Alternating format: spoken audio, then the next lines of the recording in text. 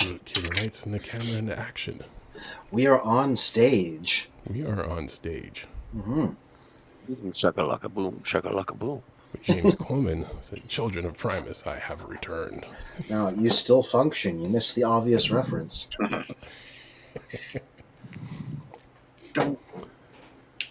As we are all here, and we welcome Sarasota Toy Museum as our guest for this week.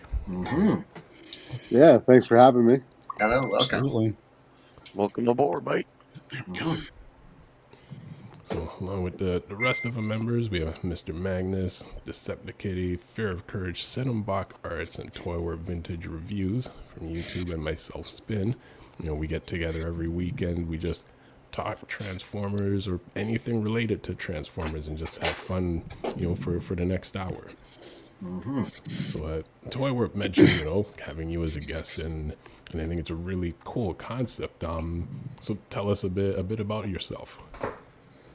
Yeah, so I'm Richie. I'm the manager over at the Sarasota Toy Museum, and it's family owned and operated. My dad purchased the Vermont Toy Museum. It was a gentleman, Gary Neal's 40-year collection and curation. Never sold a single thing. It was on top of his antique mall, and none of his kids wanted to take it over. My dad stumbled across it one day, and long story short, ended up purchasing it and bringing it out to Sarasota. So that's a little bit about how the museum came. And myself, I'm from New Jersey. I've been in California the last 15 years, and I've been in Florida for a little bit over a month now, helping the family with this new little venture. Cool. Now that's going to be like a permanent thing for you, right? I hope so. That's the plan. Yeah, I didn't know if you had plans to go back to California at all. No plans to go back to California. You know, the hope is the museum and, Moosehead Toys and Comics, which is the same building. It's the front end, just like a little retail shop, combined with the museum. The hope is that the community embraces it, which so far it seems to be going really well. There's a lot of positive response to what we've got going on there. And, it'll probably be a Floridian for life if it goes well. I remember the first time I walked in there, it was so funny because I'm expecting the whole thing to be the museum. And then, your dad said, "Oh, no, the museum's, around the corner here." And I'm like, "Well, what's this area?" He goes, "This is the retail end." I kind of looked around like, "Oh, I'm in trouble." These people are going to get a lot of my money. Yeah, and he wanted it as soon as you walked in to feel like a museum. So, like a lot of the stuff like that you liked, especially it was the stuff that's going along the top of the walls within the retail space. And some of that's for sale, some of it's not for sale. We call it a little bit of museum overflow. So that, not everybody, there is an admission to get into the museum part, and some people just come down and walk around and enjoy the store, and that's, just as well off. There's a lot of cool stuff to see in there as well. It's an interesting way to blend the gift shop with the museum. Yeah, for sure. I tell you what, if you go to the retail end of it, you are not wanting for selection for anything, because they have that so jam-packed full of just cool stuff. And I mean jam-packed. How long do you think it's going to be before you guys need a bigger building? Yeah, we're locked into a lease right now, so hopefully a couple of years at least, but it's already been discussed because, we want to put in another 6 installations in the museum throughout the next year. And once we do that, it's really going to be no space left. And we're already at the point where we have a full storage unit of stuff. My garage is stuffed with stuff.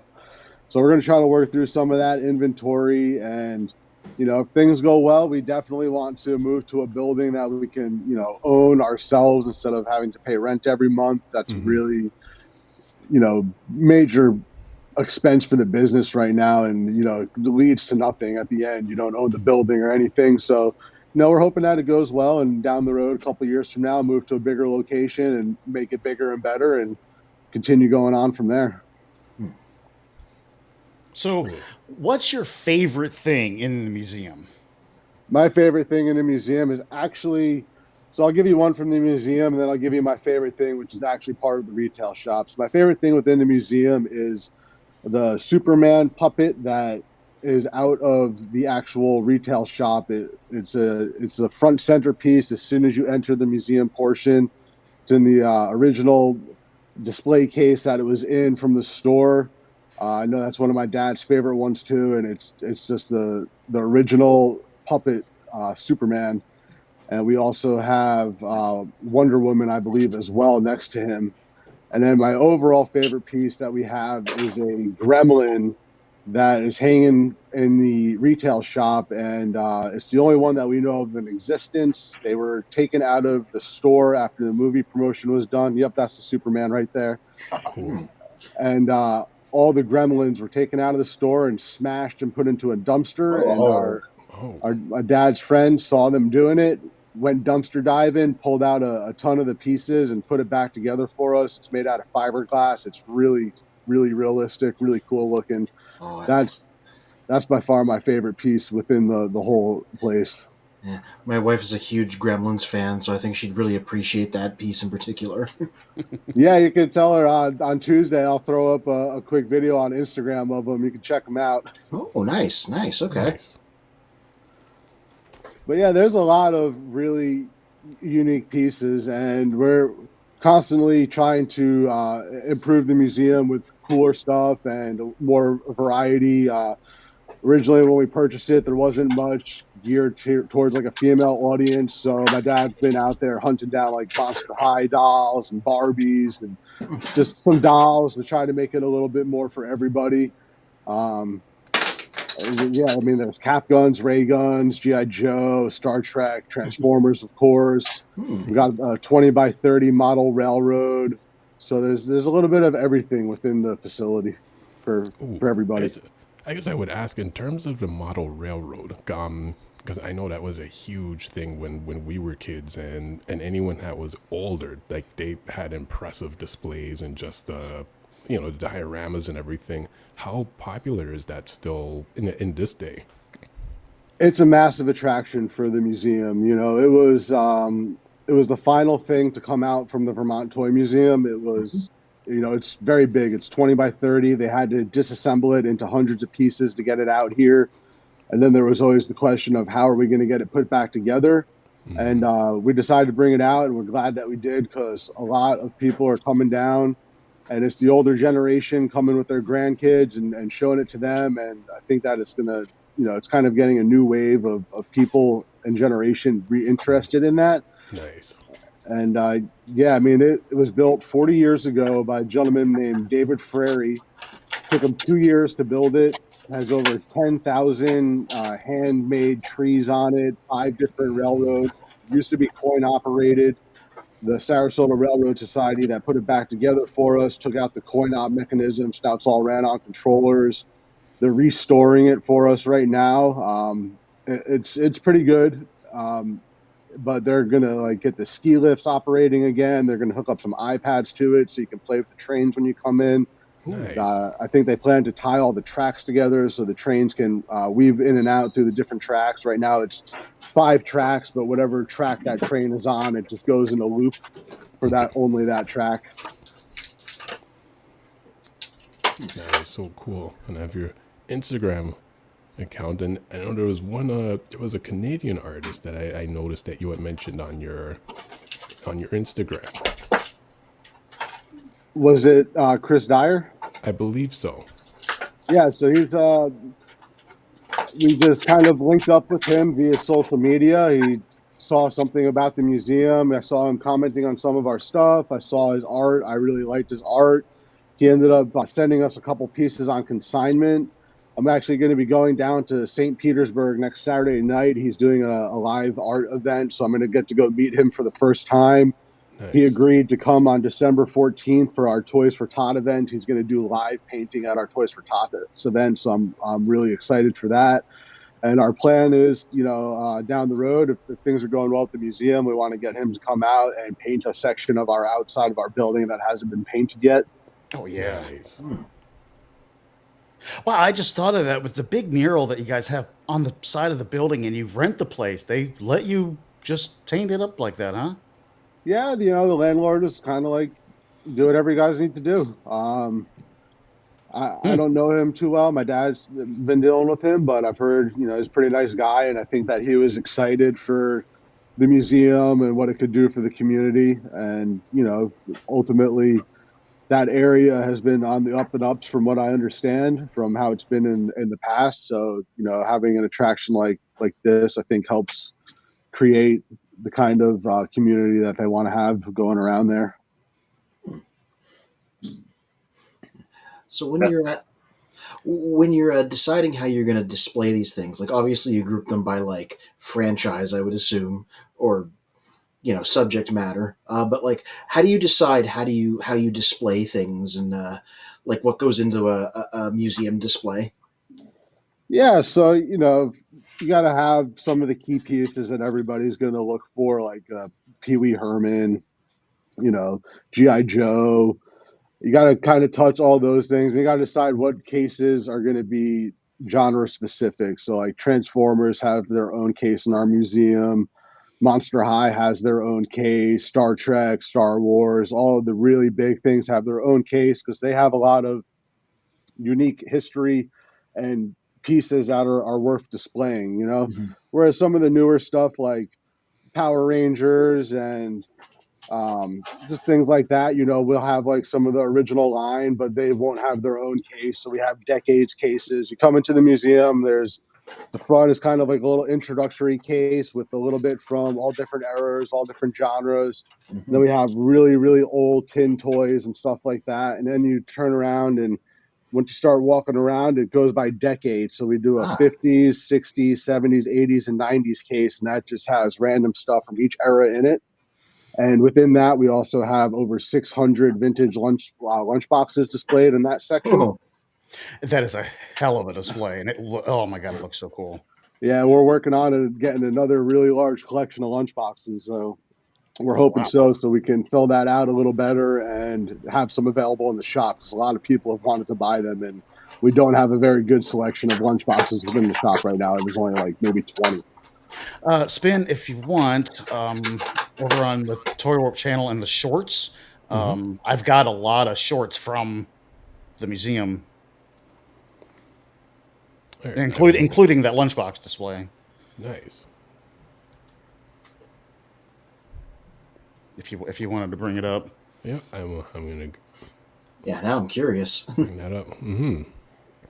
Yeah, I think that's one of my dad's favorite parts of the museum for sure. And a lot of people come in and, every time I had that lunchbox or I bought that lunchbox for my kid. Now, out of everything you have in your museum and I guess the stuff that you've collected, what is more of your favorite a toy or franchise that you connect with more? Growing up when I was younger, I would definitely say Pokemon was my go-to thing for collecting. And then as I got a little bit older into my teens, I really transitioned into being a very large sports card and sports memorabilia collector. Cool. And I've always traveled majorly down that road. And then in the toys, it got very genre specific. So, I had my Transformers collection of like the early 2000s Transformers and Rick and Morty Funko Pops. I went really crazy with those and tried to get every single one of them.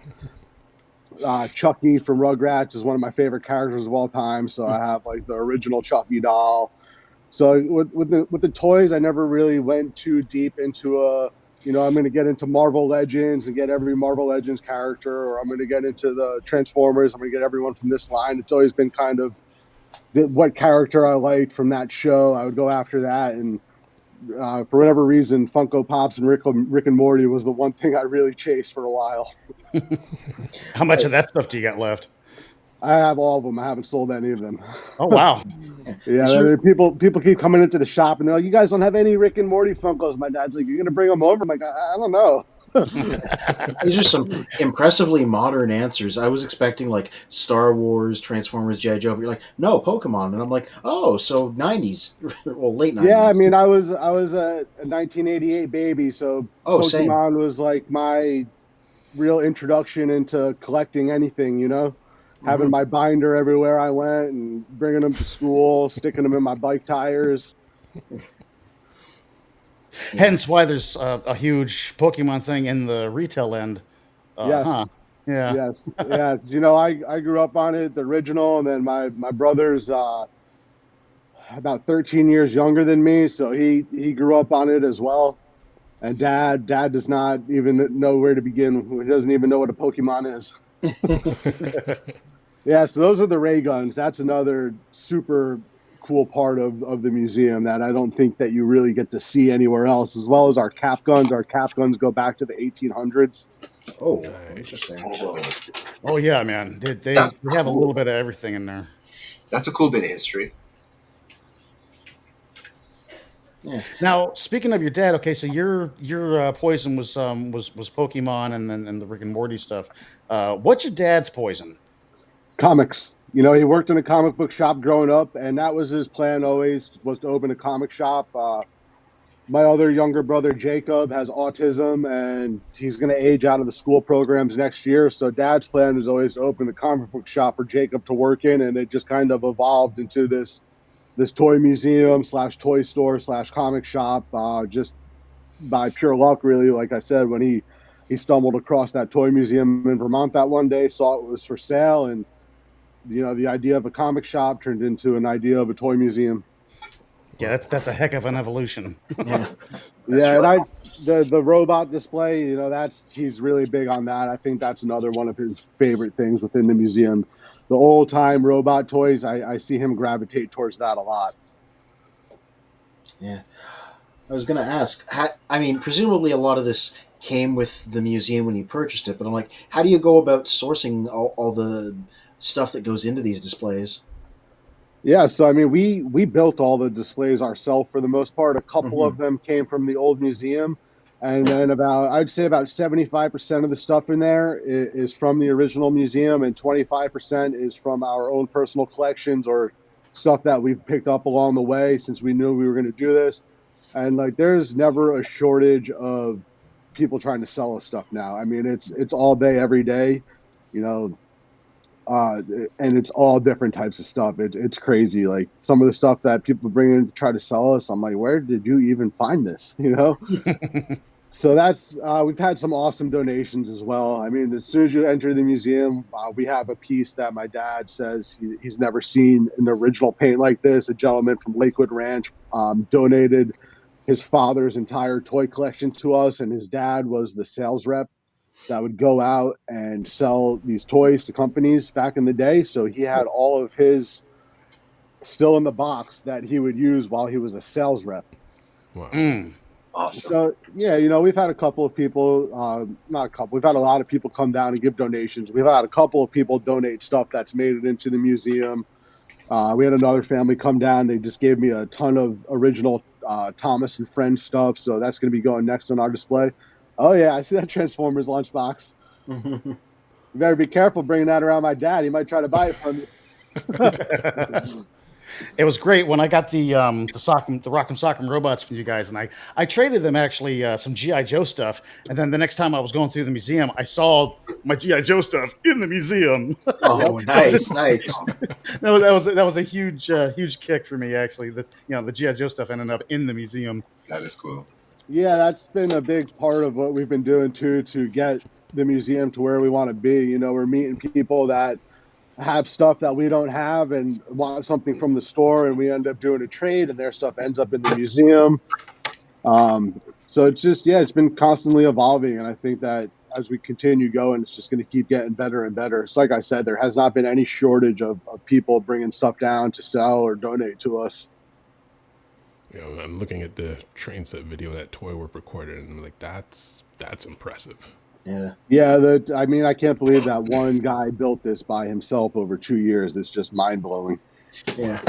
While being very careful and respectful of it, I'm like, I want to populate it with little vinyls of like Godzilla and kaiju stuff, you know? Absolutely. So Zachary was doing that when we first started opening. I was doing like some videos of Godzilla and King Kong taking over the train, and I've been waiting for like a YouTuber or like a TikTok guy to come down and ask me to do some videos on the track or something, because I think, like you said, it's a very unique layout to create some content with, for sure. Yeah.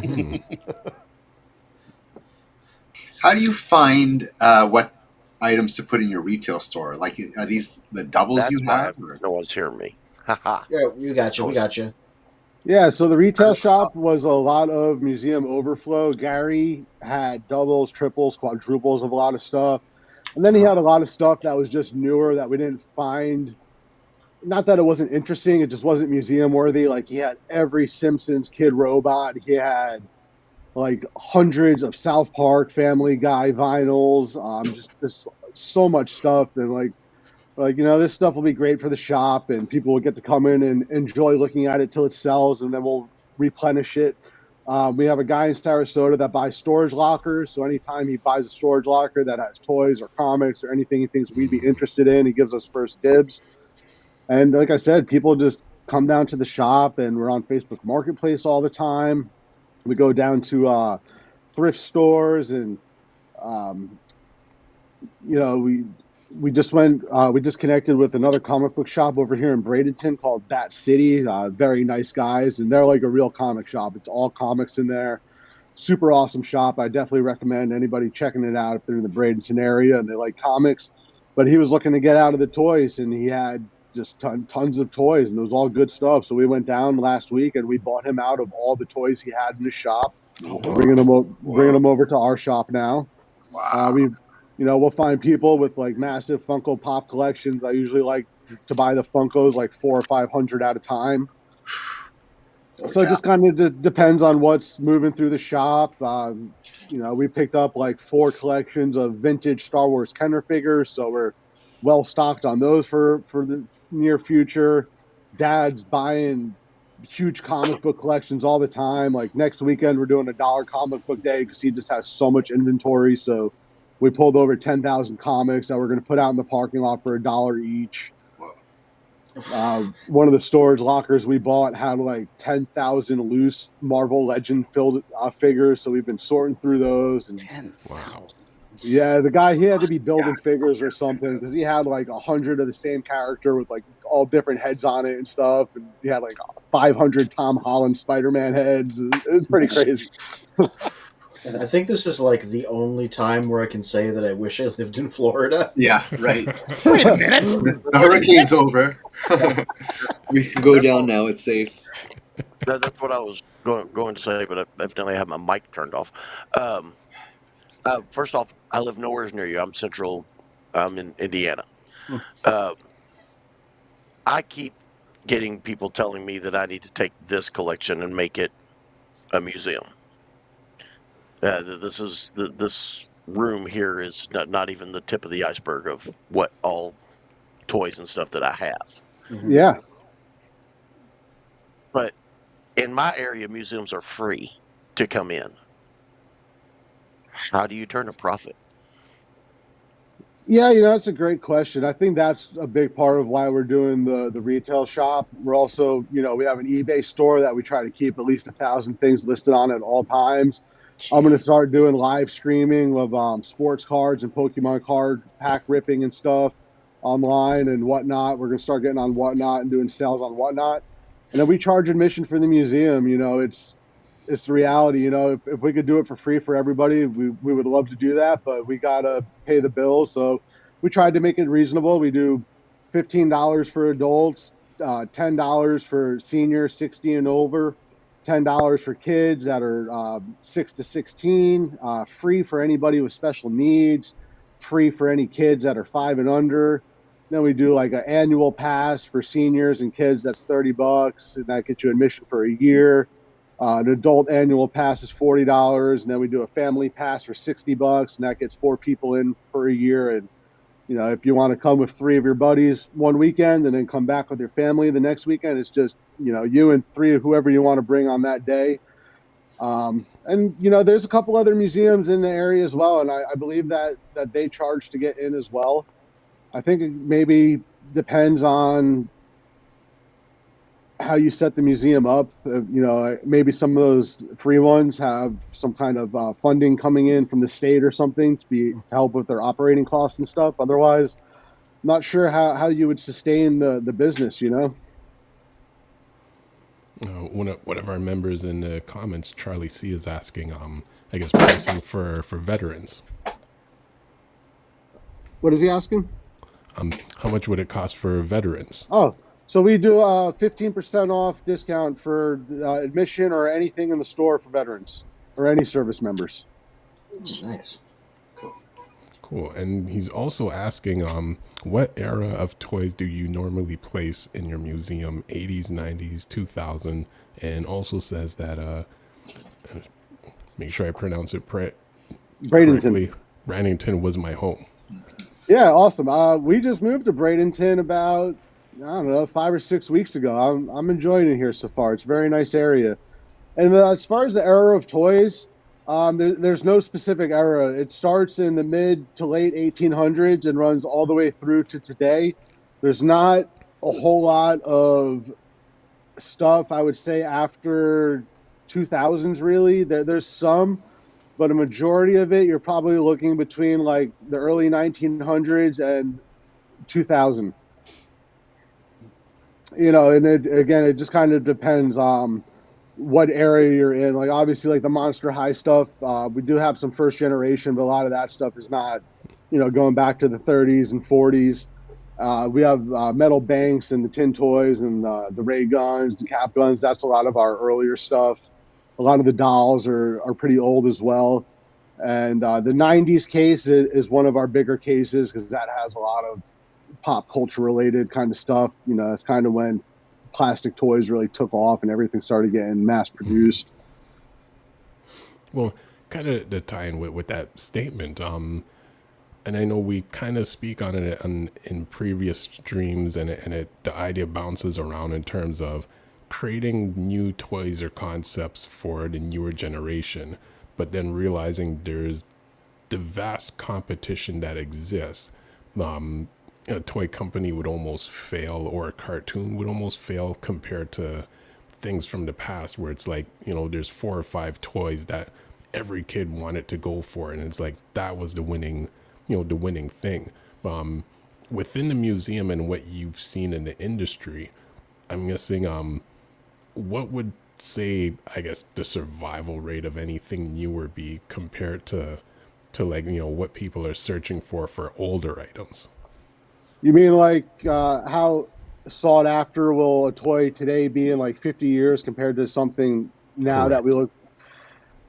I think it's tough. I think as far as the toys go, you're looking more at like the collector side of things, like Hot Toys and Sideshow with the statues, and you know your real expensive Transformer figures, SH Fig Arts and stuff like that.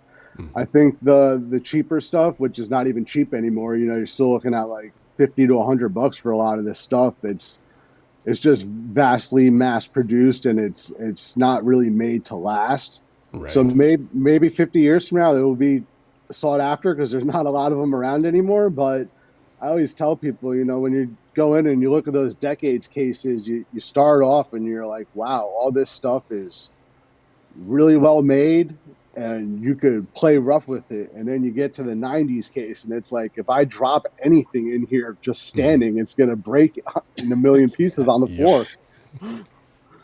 So, yeah, I think that, you know, I think certain things will survive, same as the old. You know, I think that what's big now is still going to probably be big in 50 years.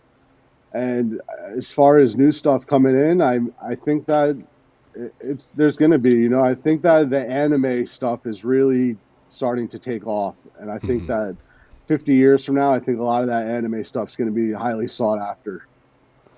Well, then I have another question. And I know we've spoken about this in previous streams as well.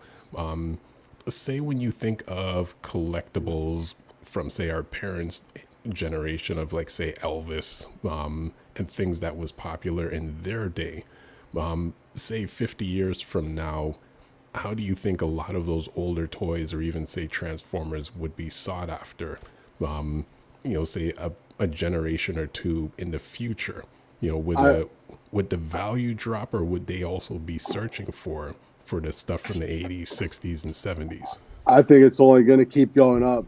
You know, it's not getting produced, you know, so it's if it breaks or gets thrown out or gets lost, that's it. That's just one more out of the population of the world. And I don't see any of that stuff, you know, ever losing our collectors' value. You know, 100 years from now, if you were reborn into Transformers again, you're going to want that Generation 1 Transformer more than you're going to want the Hasbro Transformer that they just made, you know, 50,000 of.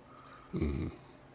And I think that's just going to be harder and harder to find. And, you know, you might have to go down to museums to see stuff like that in the future. You might not be able to go over to your buddies and see it displayed in his bedroom or in his office or something like that, you know? Or in the middle of his living room. Yeah, or in his living room. Does anyone need to do any restoration to some of your older pieces? And who does that? So we haven't done any restoration yet. If anything, it's been Dad gluing stuff back together, like a lot of the G.I. Joes. You know, the bands that they used to use in the G.I. Joes are what they use in like braces and stuff. So they just decompose over time. So a lot of the G.I. Joes in our display are glued back together. And outside of that, we haven't done much restoration yet. We do have quite a few, you know, what I would call big ticket items in the back that are missing a couple of pieces. Mm-hmm. And we've met some people that do like 3D printing toy restoration, where they can basically make you a 3D replica copy of the piece of the toy that you're missing. Mm-hmm. So we're hoping to complete some pieces like that, but those aren't things that are going to be for resale. It's going to be kind of just to complete the look of it for the museum. Mm-hmm. So, tell us about the Toy Museum's relationship with the Black Ranger. Oh yeah, that was a wild Saturday. So my first customer through the door one Saturday morning was Jack Guzman, and he came in and he was like, "I'm the Black Ranger from Power Rangers Wild Force." And I just pointed right up to my Megazord that I've had for like 20 years, pulled it down. I've had it for sale for 20 years. No one's ever wanted to buy it. I pulled it down. He signed it. Since then, like 500 people have asked me to buy it in the shop. I'm like, it's not for sale anymore. Yeah, he came into the museum. He was such a nice guy. He's very pleasant. He's come back to visit us a couple times since then. This is the day he brought me down a couple of his signed comics, signed by him and the artist, Power Rangers, The Darkest Hour. They signed 500 copies of it. So we had 4 of them down in the shop. A few of them have already sold. He gave us one for the shop for us to keep. Brought down a couple of signed headshots of him in his Power Ranger, Black Ranger uniform. Never Give Up, signed from him too. He's checked in with us after the hurricanes to see how we were doing. He's just an all-around great person, and we're hoping to do some events with him in the near future. Some meet and greets, picture day, autographs. I think he's talking about, you know, maybe in the future getting some of the other Rangers to come down to do an event. He said that he's talked to some of them about the museum, and they saw the post and they were super excited about it. So really looking forward to, you know, continuing to develop our relationship with him. Like I said, he was one of the nicest people I've ever met. Okay, for those not in the know, can you explain what Ranger he was? Like from what years, you know what I mean? Yeah, so he was from the series called Wild Force. And let me look up the exact dates. It was when I was about 15 or 16 years old. Yeah, that'd be like, I think it was basically the show's 10th season, if you were thinking of it that way. 2002. Yeah. Okay. Yeah, because I don't know anything I have about a- Power Rangers, so I have a personal question for you and Toy Warp. So 75 through Tampa. Mhm. How crazy is that? It's not bad. Is it not? It's No. not like going through Atlanta. No, it's not. No, it's not. It's not near as bad as Atlanta. No.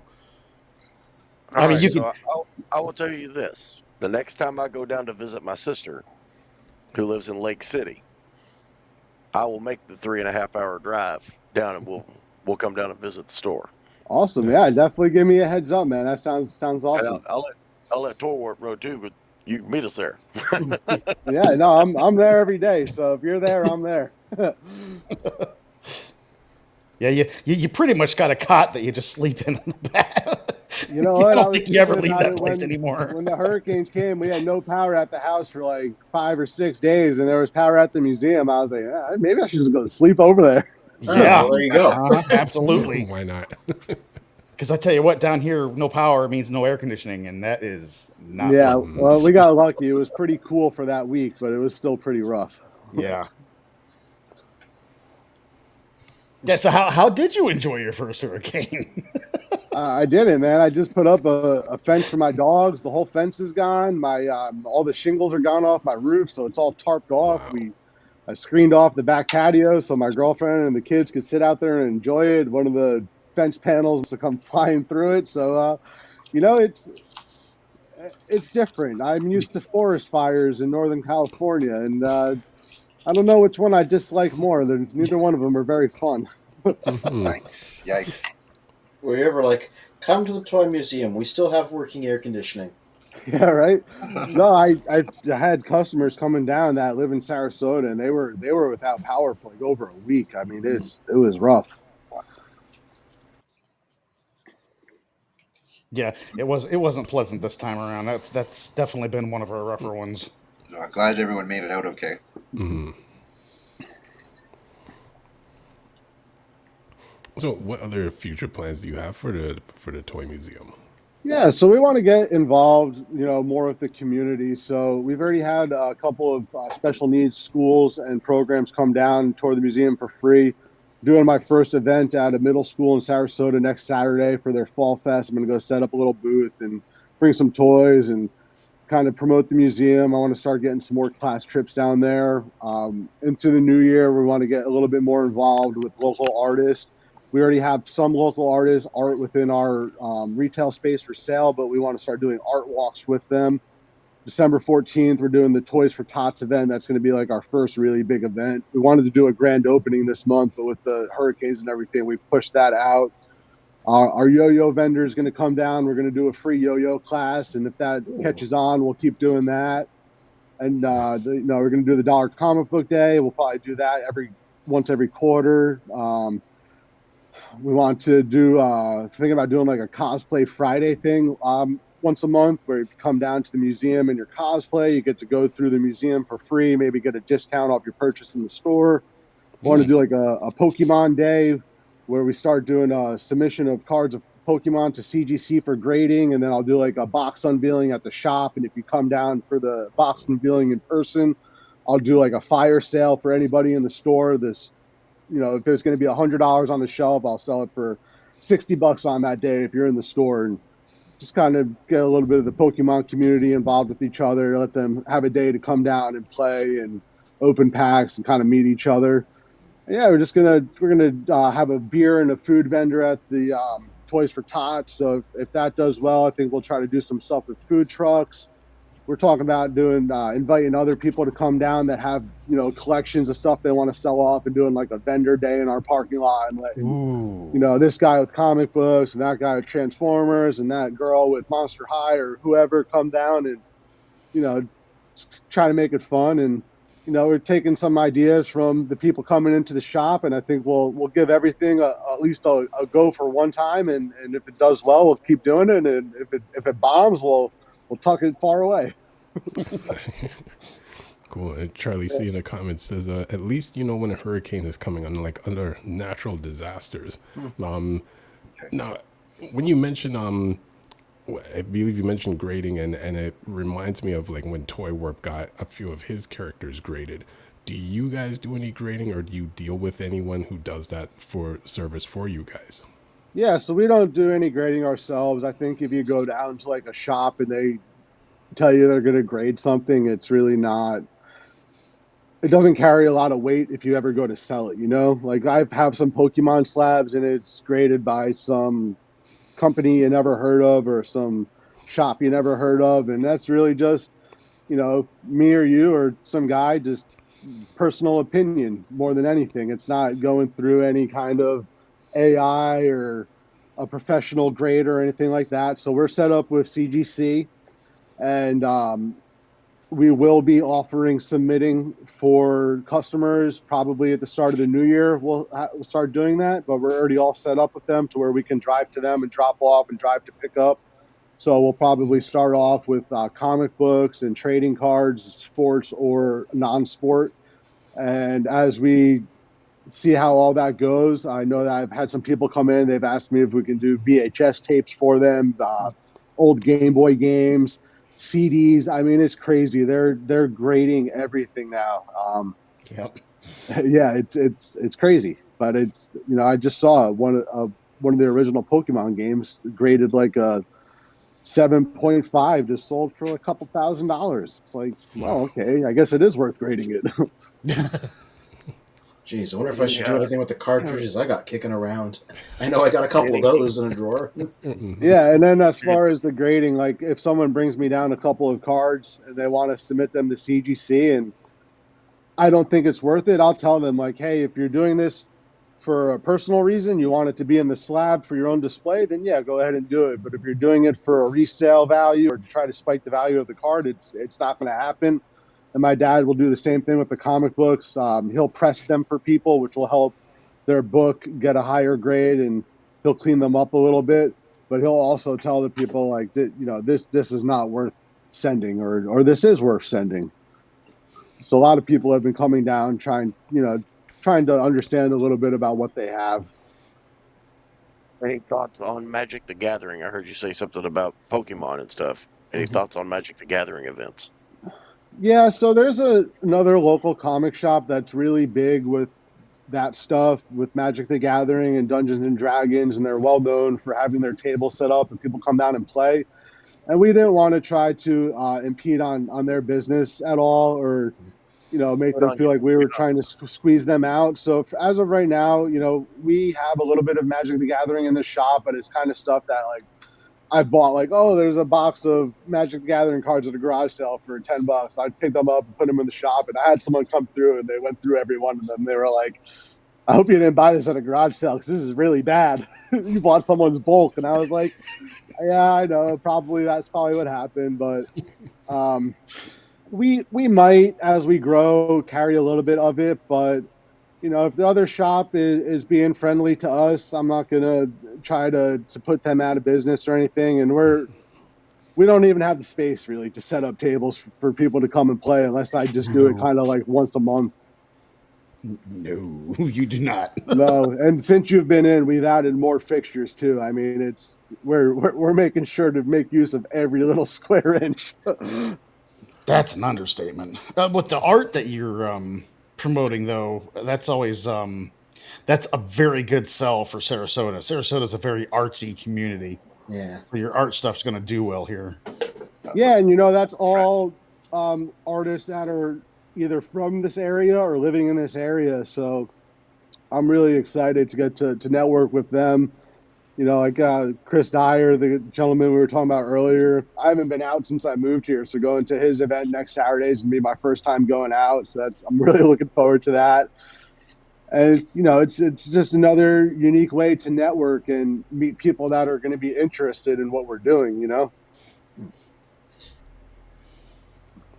Cool. Then Mr. Magnus was showing one of his card packs. Yeah. So what's the story behind that pack? White labels. This is a revised pack from Magic the Gathering. This was the third set that came out. Yeah, it's from 94, 95. Wow. That's probably something that's worth getting graded. Yeah, this is a $300 pack. Just the pack is Just by $300. itself, yeah, I bet. Jeez. Yeah, I mean, I sold a Pokemon box today that was only from 2016 for $900. So, oof. Yeah, and it broke my heart a little bit to see it go. Just like it's going to break your dad's heart once I wrangle away that Panache Voltron set. He's still pretty upset about losing that Rock'em Sock'em Transformer robot. It shouldn't be, though. I mean, it's in probably the biggest G1. I know, that's the only reason. Once you showed us the pictures of your collection, that's the only reason that we did that trade with you. There was no way we were going to sell that or do anything with it unless somebody like you came in. So it was right place, right time, and I'm glad that it made its way into your home. Not that you needed it. Now that I'm seeing. No, but that's a cool piece, man. I don't know if we'll ever come across one of those again, but if we do, I'm definitely going to be trying to get it again. Yeah, so yeah, then I'll be trying to get it from you. Nah, you already got one. I know you got one. No, I don't know what happened to it. Oh, give me time. Give me time. The gravity well will bring it.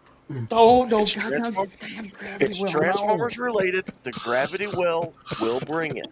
I think you might have some competition with the gravity well of this museum. I ain't seen no Unicrons there yet. Well, and that would definitely be a Xenox paradox, because like the forces will just start canceling each other out. I was gonna say Torwar's gonna find out where halfway between me and Sarasota is. He's gonna live there. That way, everything gets sucked to that point. I'm pulling this way, they're pulling that way, so it just goes to Toy Warp. And Mr. Magnus, one other thing that you could consider. I know that there's a gentleman out here in Florida that has an extensive collection inside of his house as well, and he wanted to show it off to people. So what he actually does is he does basically private tours of his house and his collection, and that's how he kind of gets around not having to pay a rent and being able to do it for free. So that's, if you're comfortable with people coming in your home, that's always another thing you could think about, kind of get it displayed in a way that you set up private tours and show it off to who you want to show it off to.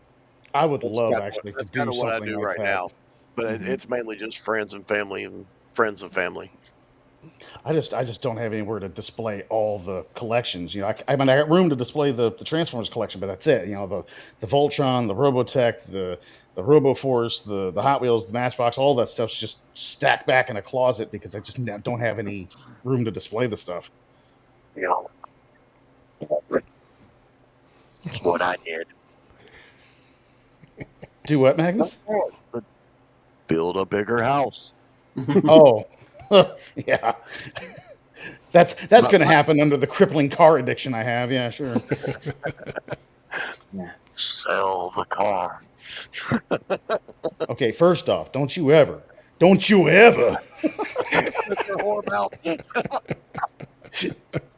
are toys too. They're just bigger. Yeah, I was doing a little bit of research here a second ago because I remembered a story about one of the G1 Unicron prototypes showing up in a toy museum, but it was in Sandwich, Massachusetts. Massachusetts. I can't say that word. You know what I mean. As a heritage museum there celebrating New England toy manufacturers, which would be Hasbro. So that's a long way from Florida, unfortunately. But if you did manage to get your hands on a G1 Unicron prototype, that would absolutely be the centerpiece of the Transformers part of the exhibit. Yeah, so my brother sent me a list of what he says are the coolest Transformers that we have, and he curated the Transformer one.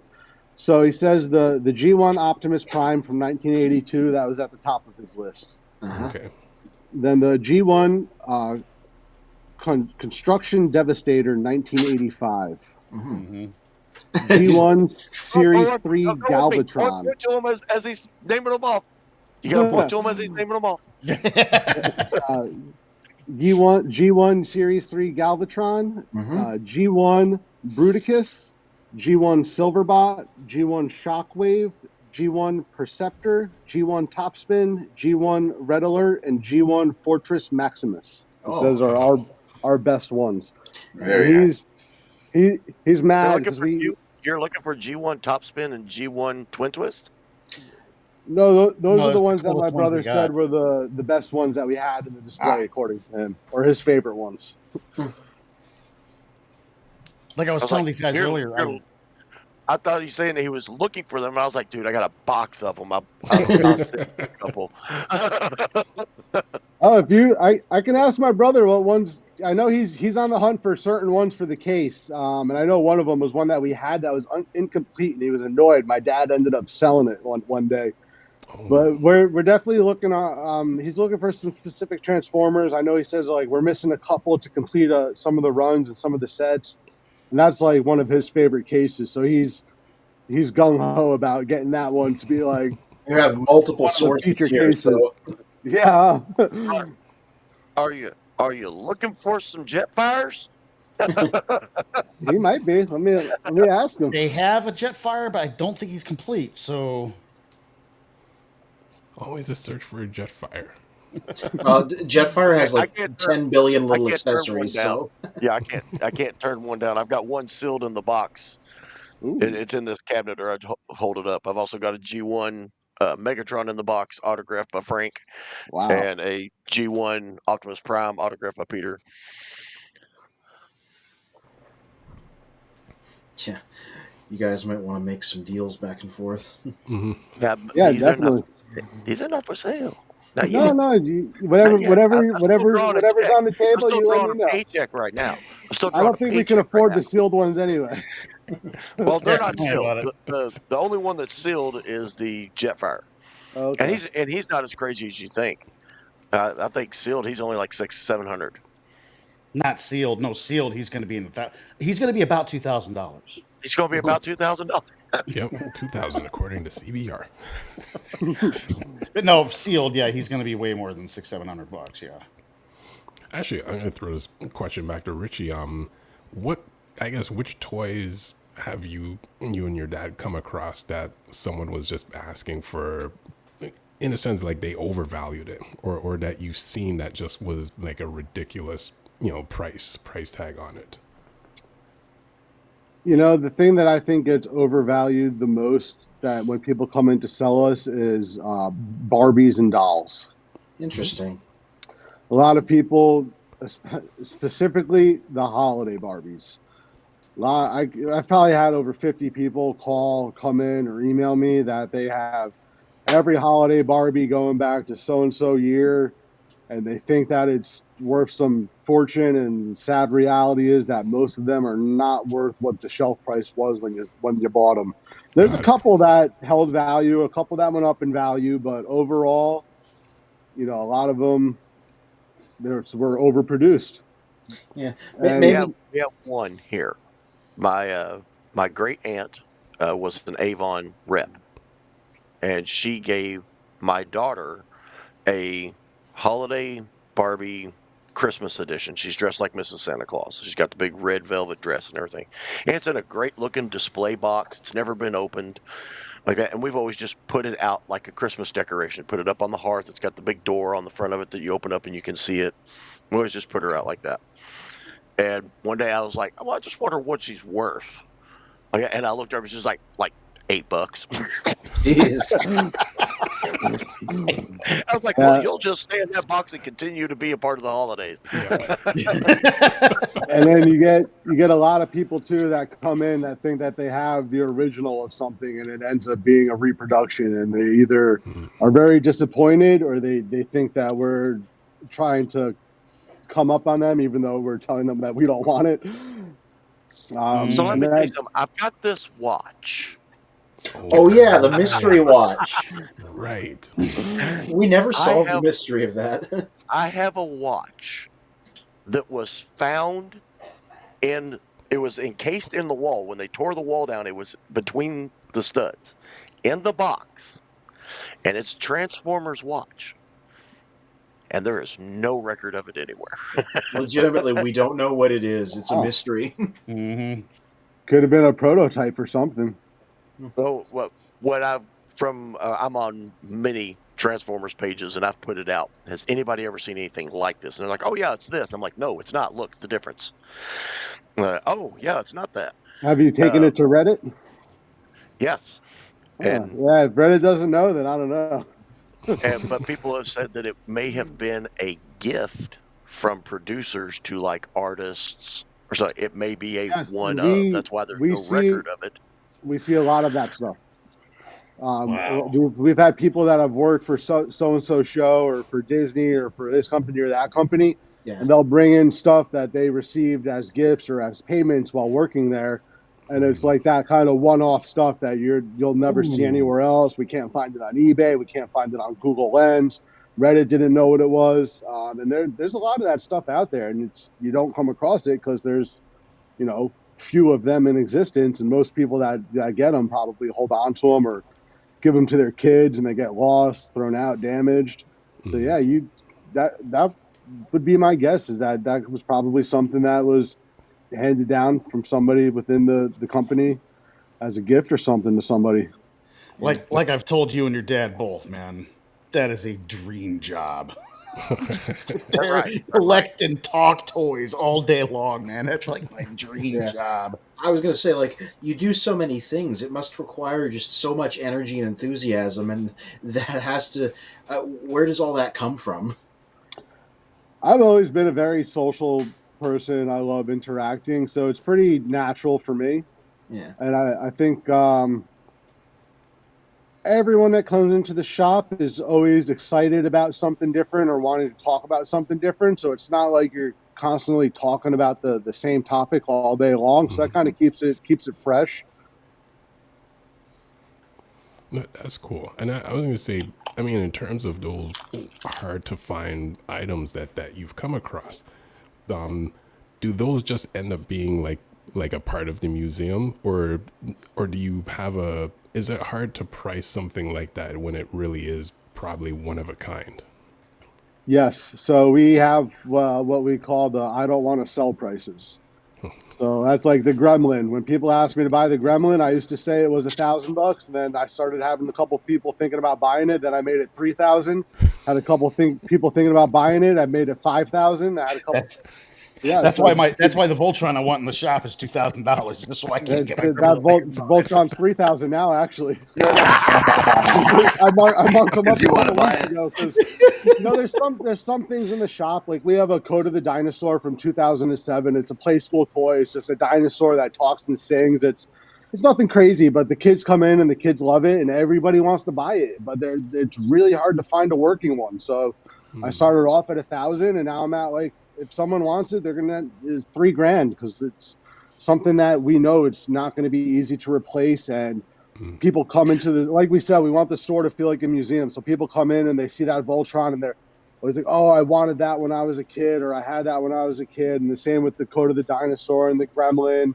My dad has a original Misfits poster that the poster was probably like $20, but it's an original one, and he would only sell it for like a couple $1,000s. He's like, wow.